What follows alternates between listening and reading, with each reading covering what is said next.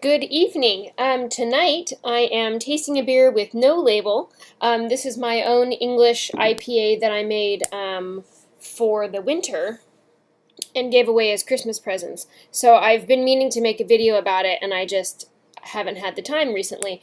So now I am doing so. So here it is. I already poured it because I have another unlabeled beer in my refrigerator, and I wasn't sure which one was which. I got them mixed up by accident.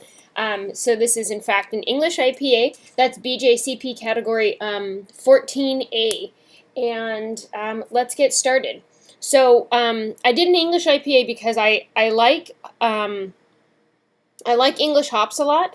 They tend to be they don't have the kind of piney, resiny, citrusy flavor and aroma that American hops do. So they tend to be kind of earthy, florally, some call it grassy, and it kind of depends on which ones that you're using, but it's a kind of a little bit more toned down, and so I can appreciate that a little bit more. So I really like English IPAs a lot. I feel like they're a good balance between hops and malt.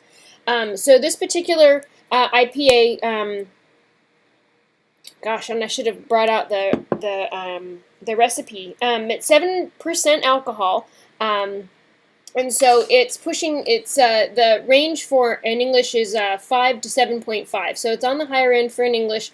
And I don't have the IBUs. I don't have the IBUs, unfortunately. So your guess is as good as mine, I suppose, there. Okay, so aroma-wise, this is very malty and sweet. Has a very,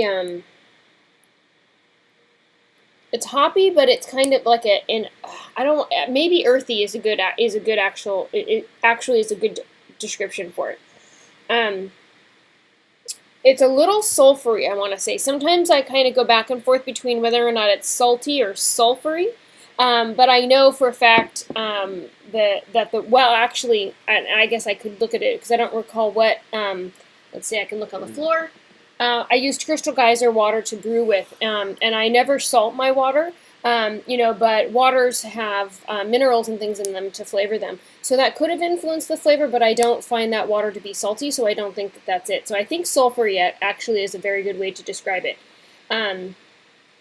So color range, it should be a golden amber to a light copper. Some tend to be pale to medium amber with an orangish tint, and this kind of falls somewhere between that. So it's definitely a rich amber color, but it's got a nice copper orange glow to it. So it's a beautiful beer. It pours with very little head, and it doesn't retain.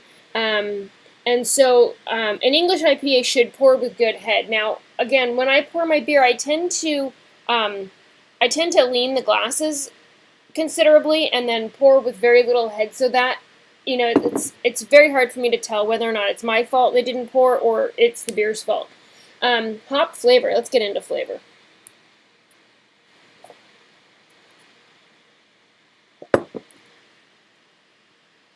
I really enjoy this beer a lot, which is good because I have a lot of it in my refrigerator. It's definitely earthy, and it's got a nice malty sweetness to it, and so it's got a nice deep roasty flavor that backs it up with an earthy hop finish. And it's kind of just like a tiny bit astringent, a little bit dry at the end, but only just barely, only enough to kind of make you want to take another drink. In an English IPA, the malt flavor should be low to medium, but it should be there enough to support the hops. So I think in this particular situation that there's probably not enough hop influence in this particular beer. Now the beer, when I made it using extracts and then malt pellets for my bittering and for my flavoring hops, so it's not using fresh ingredients makes a difference. Not that they were stale, but that they're not whole hops. That makes a difference. But correctly so. The malt here has kind of like a biscuity, toasty, toffee, caramelly-like flavor to it, which is definitely here.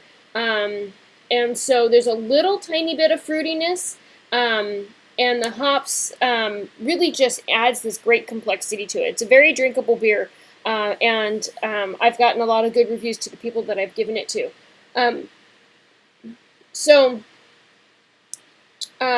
this was actually fermented with oak, which I actually think is a very interesting addition. So it had oak chips in it that it fermented on for, gosh, I don't remember at this point. It's been a couple months, maybe about 2 weeks or 3 weeks or so.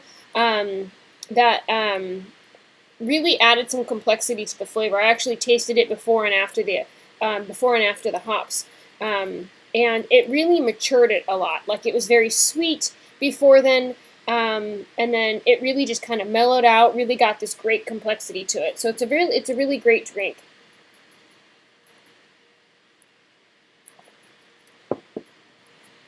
Even though it's 7% alcohol, you really don't taste any alcohol in it. It's just nice and smooth. It's a great finish. I really enjoyed this beer. As far as mouthfeel goes,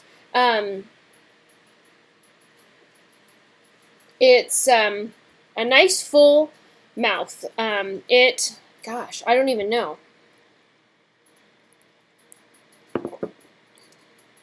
Just a nice clean beer overall. This is not super carbonated, but it's very good. And I think English IPAs tend not to have heavy carbonation, so that's correct for the particular style.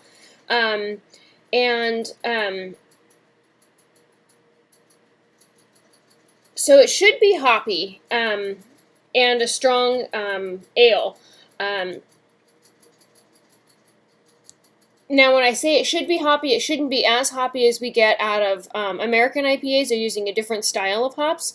I think that hops-wise, this is probably on the light side, like I had mentioned earlier. But overall, I think it's a very drinkable beer and very enjoyable. I've really enjoyed having it around.